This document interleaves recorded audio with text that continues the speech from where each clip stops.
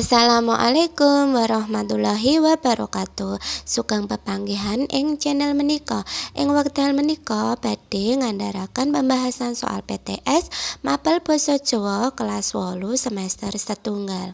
Pilih video menika mupangati, ampun kesupen dipun subscribe, like lan komen nggih. Ing kelas 8 semester 1 materine yaiku 1 cerita legenda, 2 tembang gambuh, 3 mestine kudu ana aksara Jawa lan unggah-ungguh basa. Langsung ning soal nomor 1.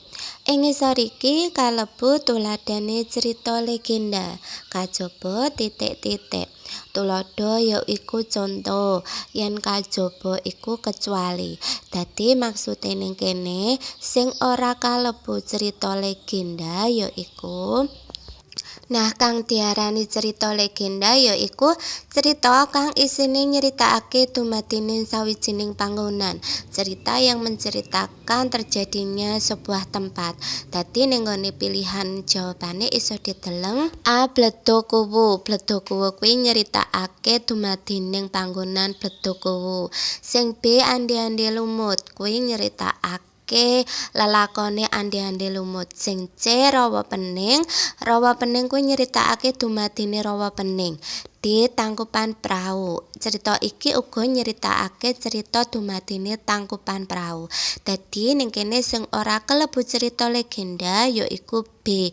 Andi-andi lumut.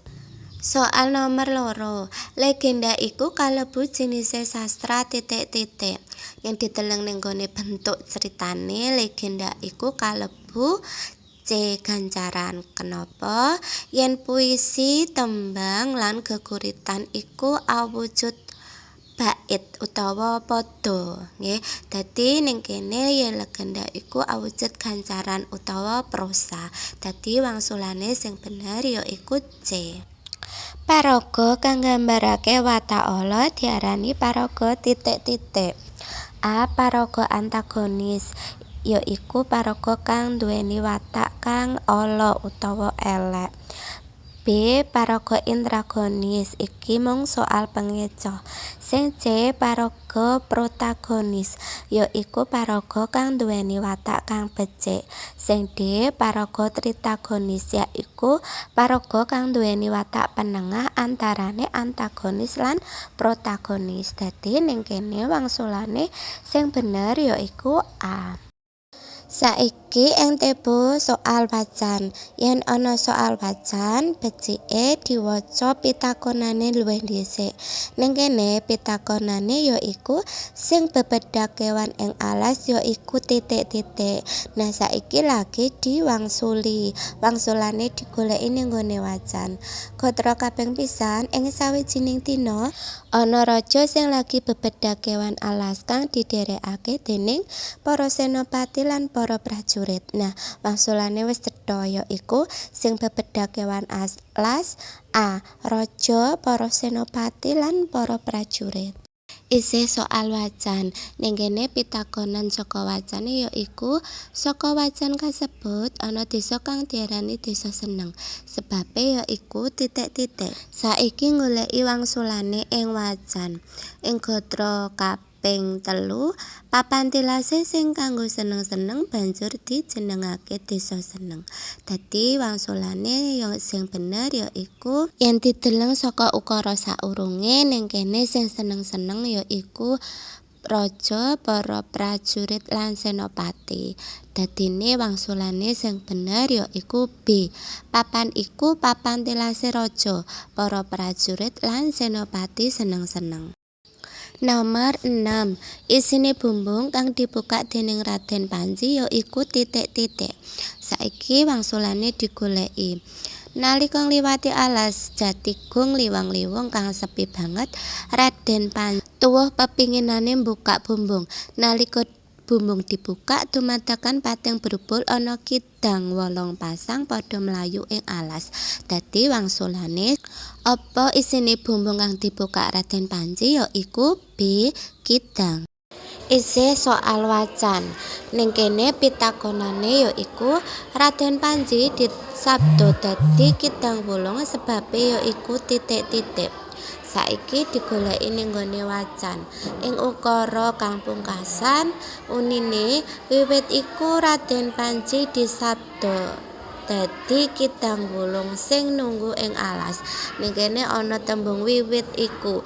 Ing ukara kang kaping pisan yaiku amarga tuwuh pepinginane mbukak bumbung. Dadi ning kene wangsulane sing bener yaiku A. Amarga mbukak bumbung saengga isine padha mlayu. Wonogiri saka tembung titik-titik. Dideleng ning wacane. Wana tegese alas lan giri tegese gunung. Dadi yen ngono Wonogiri iku saka tembung wana lan giri. Dadi ning kene wangsulane sing bener yaiku C. Nomor 9. Saiki wis mlebu ning nggone bab kang nomor 2 yaiku babagan tembang gambuh. Ning kene soale tembang gambuh ing serat wulang reh dumadi saka titik-titik padha.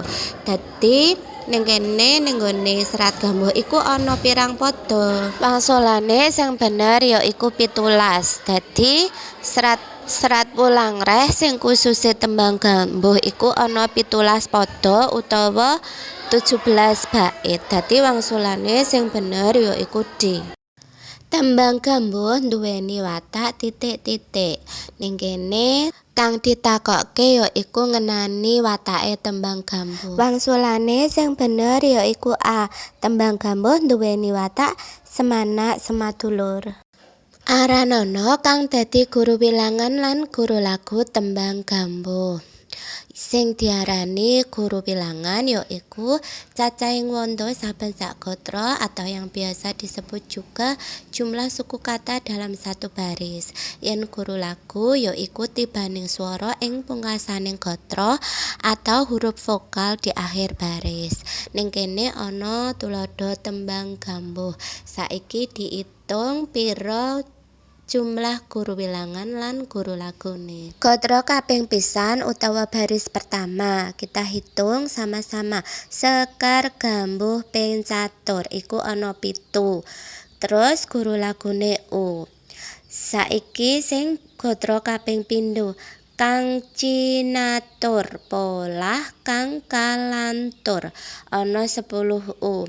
Tanpa tutur katula-tula katali 12 I. Dadi fokuse ning B C D. Terus kadaluwarsa katutuh 8 U. Saiki fokuse ning nggone B karo C. Terus gatra kaping pungkasan baris terakhir ning kono ana huruf O. Berarti wangsulane sing bener yaiku B. 7 U, 10 U, 12 I, 8 U, 8 O. Soal sak banjure, cacahing gatra utawa lare utawa baris saben sak pada diarani titik-titik. Guru wilangan yaiku cacahing wanda saben sak gatra atau jumlah suku kata dalam satu baris. Yen guru lagu iku tibaning swara ing pungkasaning gatra atau huruf vokal di akhir baris. Sedangkan guru gatra yaiku cacahing gatra saben sak pada utawa jumlah baris dalam satu bait. Yen guru pada iku mung pengecoh wae. Dadi yen ning kene ana soal cacahing gatra utawa laris utawa baris saben sak pada diarani guru gatra. Dadi wangsulane sing bener yaiku A. Soal nomor 13. Cacahing wanda utawa suku kata saben sak gatra diarani. Nah ning kene kaya sing soal saurunge nek mau. Yen guru wilangan itu jumlah suku kata dalam satu baris. Guru lagu tibaning swara ing pungkasaning gatra. Yen guru gatra itu jumlah baris dalam satu bait. Dadi yen ning kene ana pitakonan cacahing wanda atau suku kata iku berarti diarani guru wilangan. Dadi wangsulane sing bener yaiku C. Nomor 14. Tibaning swara ing pungkasaning gatra diarani titik-titik. Sing kaya soal saurunge mau, yen guru gatra yaiku Jumlah baris dalam satu bait. Guru lagu yaiku huruf vokal di akhir baris. Yen guru bilangan itu jumlah suku kata dalam satu baris. Nah, yen tibaning swara ing pungkasaning gatra iku diarani B guru lagu. Barang polah ingkang nora jujur. Tembung nora tegese nora iku nduweni teges sing padha karo ora. Dadi wangsulane sing bener yaiku A. Pitutur ingkang sayektos. Pitutur nduweni teges titik-titik. Pitutur kuwi padha karo piweling, padha karo uga nasihat utawa amanat. Dadi ning kene wangsulane yaiku B. Saiki tiba ing soal unggah-ungguh basa. Ning kene ana pacelathon antarane Anung karo ibune. Anung omongan, "Iya Bu, sebab truk iku amat perabotan omah kebak banget nganti dhuwur." Basane Anung yen diowahi dadi basa krama alus dadi titik-titik. Sing A, "Nggih Bu, menawi truk menika amat perabotan omah kebak sanget ngantos nginggil."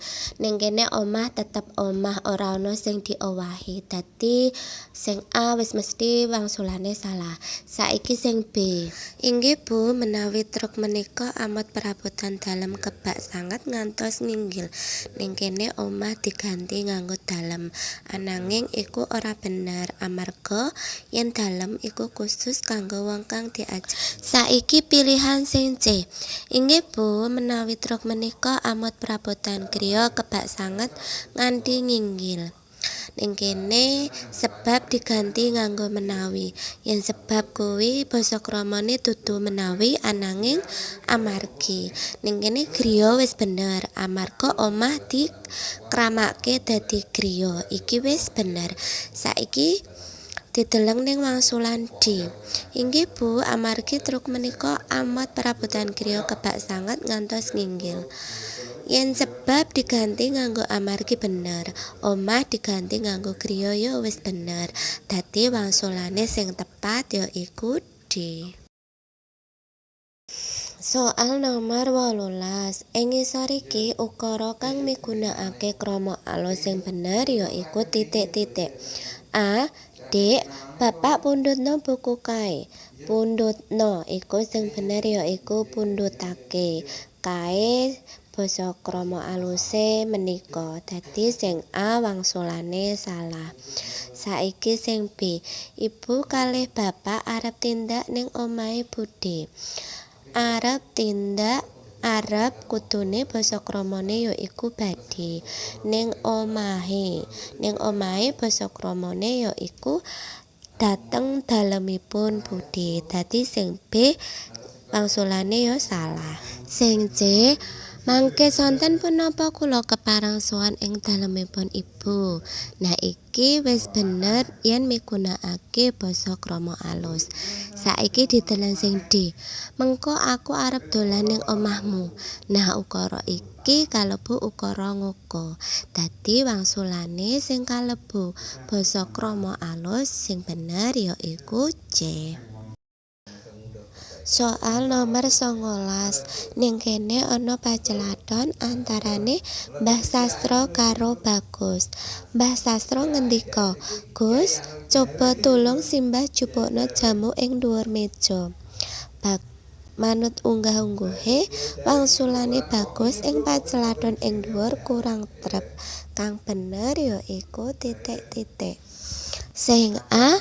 Inggih Mbah, menika jamune enggal diunjuk. Jamune kudune jampinipun. Dadi sing A wangsulane salah. Saiki sing B. Inggih Mbah, niki jamune enggal dipun unjuk. Sing B iki ya salah amarga niki kudune menika. Jamune kudune jampinipun. Sing C.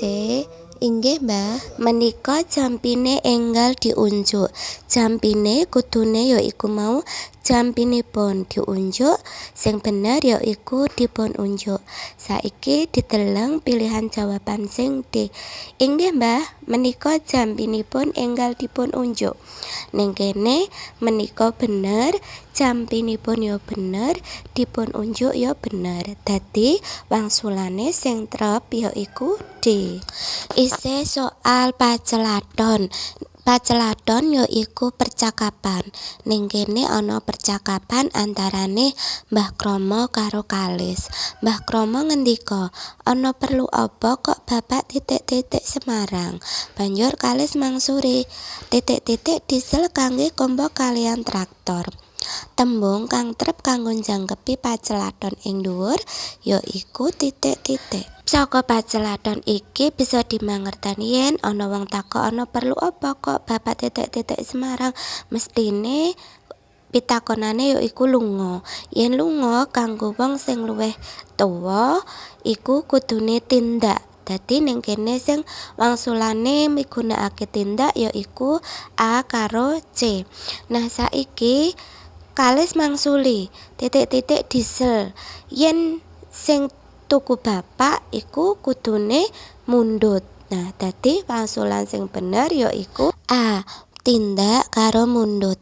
Yen tumbas kuwi kanggo awake dhewe, yen kesah uga kanggo awake dhewe. Dadi wangsulane sing paling bener yaiku A.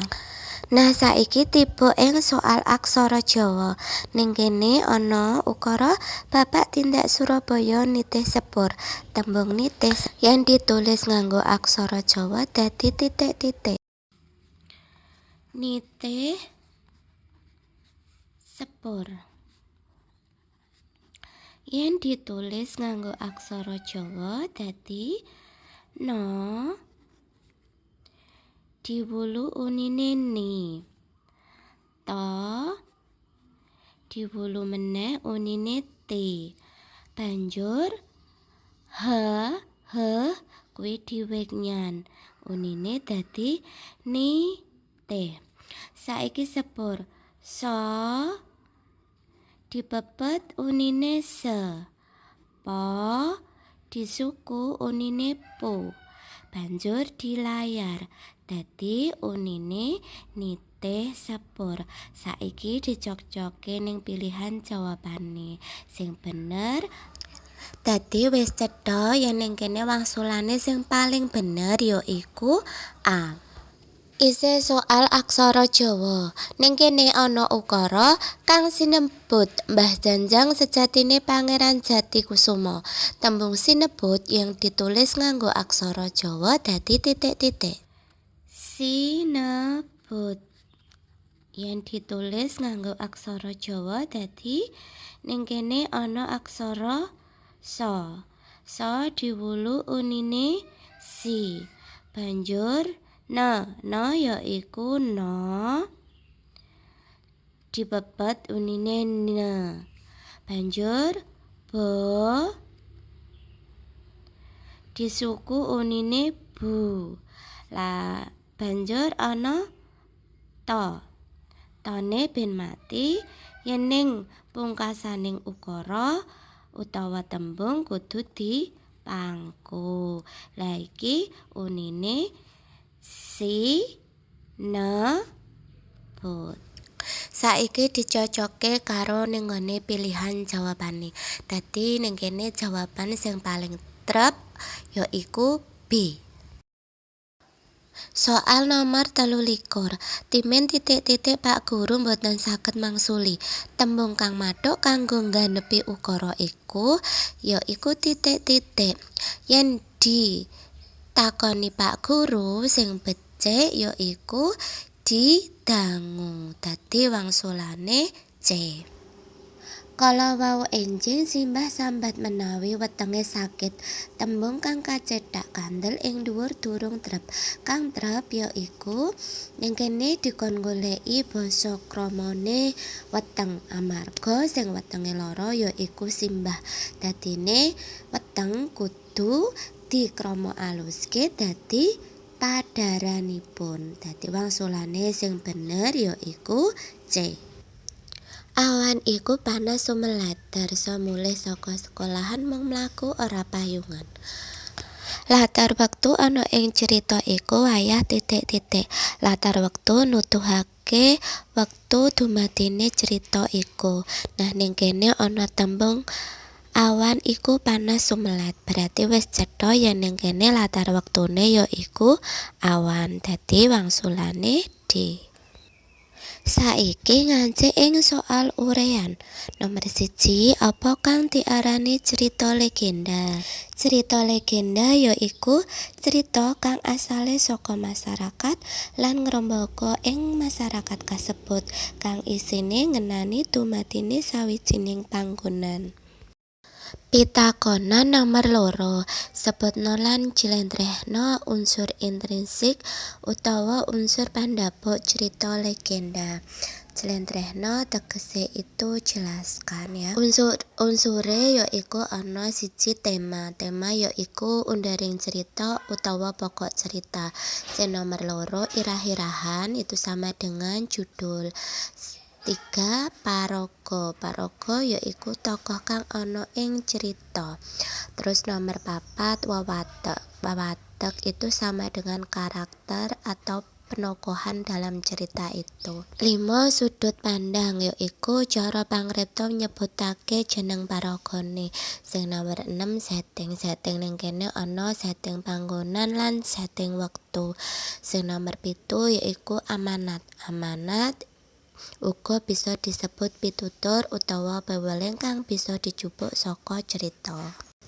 Soal nomor 3 iki babagan tembang gambo.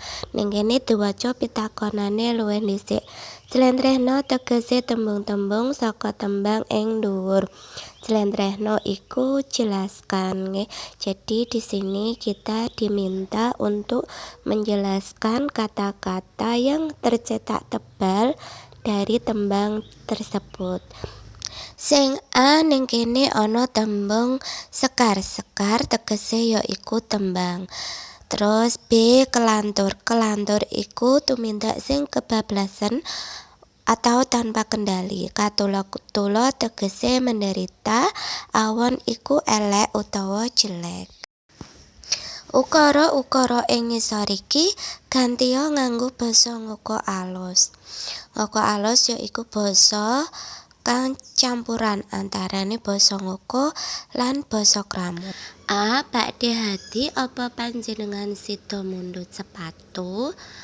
Ning kene sing dikramake ya iku kowe dadi panjenengan, tuku dadi mundhut. Yen tembung sida tetep sida. Lan ukara iki disebut ngoko alus. Sing B, nalika Darno adus, bapak lagi wae kondur saka kantor. Ning kene adus tetep adus amarga sing adus Darno. Yen teka dadi kondur amarga sing teka bapak. Banjur tembung lagi wae saka kantor tembunge tetep ora usah dikramake. Tiba ing soal kang pungkasan, tulisan nganggo aksara Jawa. A. Jajane dipangan adhiku. B. Yen wani ayo maju saiki. Jajane dipangan adhiku. Aksara kang kaping pisan ya iku Ja. Banjur Ja meneh. Terus ne. Ne ya iku aksara No. Ditaling unine ne. Dipangan Do. Diwulu unine di. Po. Dipa. Ngo. No. Nah, none dimati banjur diwenehi aksara sabanjure. Aksara sabanjure ya iku aksara H. Dadi ning kene pasangan H. A terus Do diwulu unine di banjur Ko. Disuku unine ku. Nah iki unine jajane dipangan adhiku. Saiki sing B. Yen wani ayo maju. Yen berarti aksara ya ditulis luwih dhisik. Ya ben muni yen diwenehi taling. Yen. Terus yen no.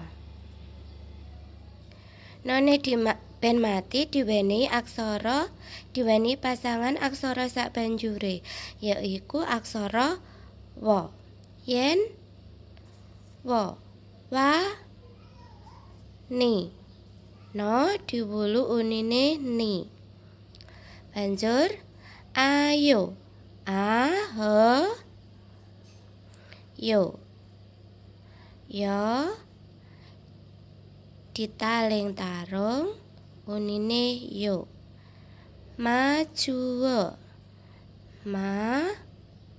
Banjur je ju wo. Maju sa i hone diwulu unine i ki. Ko diwulu unine ki. Kayak mengkono pembahasan latihan soal PTS mapel basa Jawa kelas 8. Wassalamualaikum warahmatullahi wabarakatuh.